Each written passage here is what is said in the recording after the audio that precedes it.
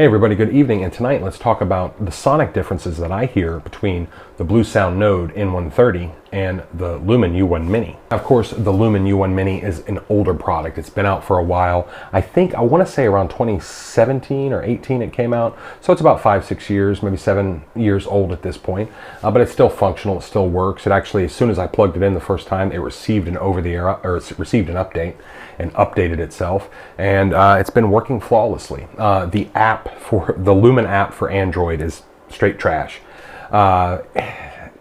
Sort of. I mean, aesthetically it is. It does work. It does function. I haven't had any hiccups with it, or stutters or anything like that. If I hit play on a song, it plays right away. It's very quick and responsive.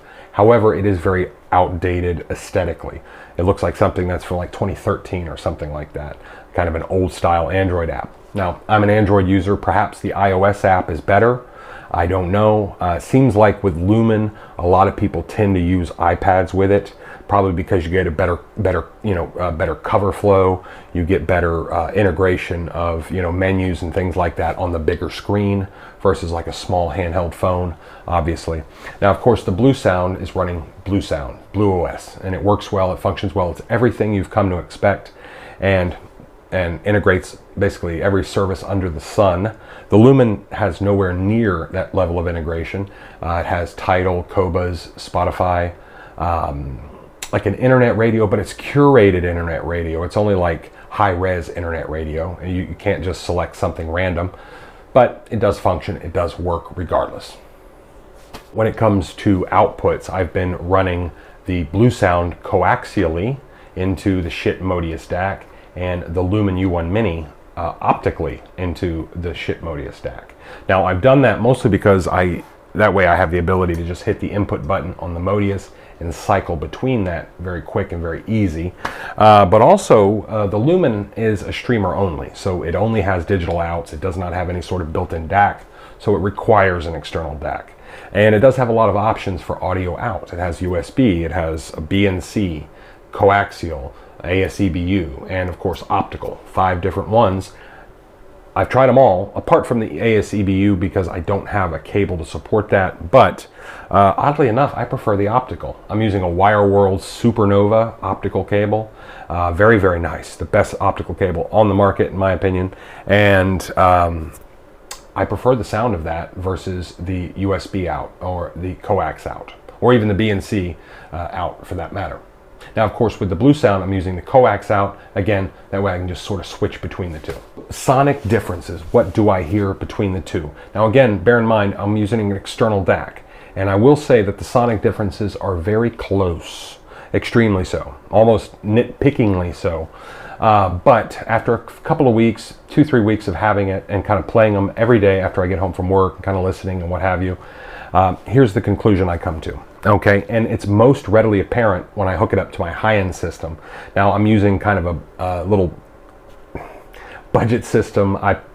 Pieces I've had for a while, I just haven't kind of messed with them. Wanted to hook them up and try them and that sort of thing. But anyway, through this system, through my high-end system, what I hear most is the Lumin has this more easefulness to it. Music just seems to flow forth better. Almost like through the Bluesound, songs, music tend to be, has this sense of nervousness to it almost, like a jittery, like somebody who's had maybe a little too much coffee. But I don't get that with the Lumin. What I get with the Lumin is this more easefulness to the music, kind of like the music's at peace with itself. I know that's very subjective and very, kind of whatever, but it's what comes to my mind. It's what I think about when I think about how to say that.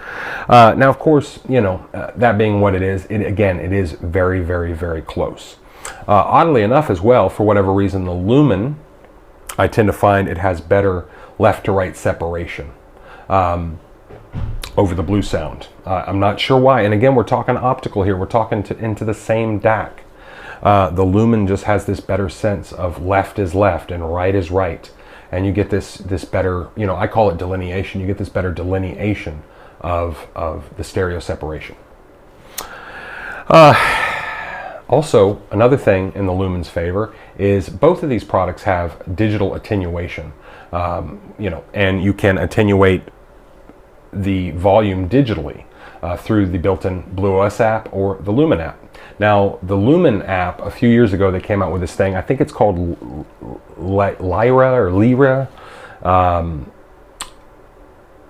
Volume attenuation, excuse me. And they made a big deal about it and how it's supposed to be completely bit perfect. It's supposed to solve all the problems of digital attenuation that have ever plagued hi-fi audio, that sort of thing. And I gotta say, they cracked the code here, because you really cannot tell a difference between attenuating the volume down or attenuating it up. It sounds as equally dynamic. It sounds as equally as everything you can, hope it is, and that it is. The Bluesound, on the other hand, when you attenuate the volume down digitally, you get this sense of everything sort of closes in and things become kind of more cloudy and a little bit more murky as a result. Unfortunately, it is kind of a rambling video, but this is the end of it. And I picked these products up from a local guy. I bought numerous stuff from him. I got the Emotiva stuff from him. And a great guy. He had both of these, and I was like, man, I wouldn't mind a higher end streamer. And let me kind of try them out. Now, of course, obviously I'm familiar with Bluesound with the NAD C368. But I've heard of Lumin, but I thought it would be a great comparison to kind of check them out.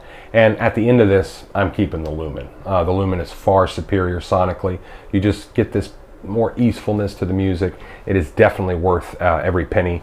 That said, though, even though it is an older product, you can pick these up for around $1,500. I'm getting it for far cheaper than that, but it's still a great product. It works well. It's been replaced with the U2 Mini, which is the newer version. I didn't really read up on the difference between them. However, it's a great streamer. It works well. You can use it as a Roon endpoint, Tidal Connect, Spotify Connect.